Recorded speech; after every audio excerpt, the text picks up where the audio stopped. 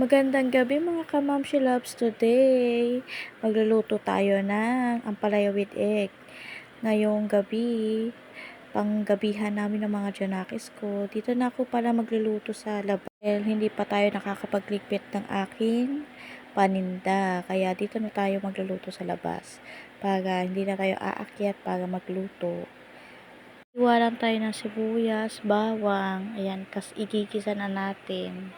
May nag-last order pa sa akin ng kikiam at Shanghai, mga ka-Momshi Loves. Tapos natin hiwa-hiwain ng sibuyas, bawang. Ready to gisa-gisa na.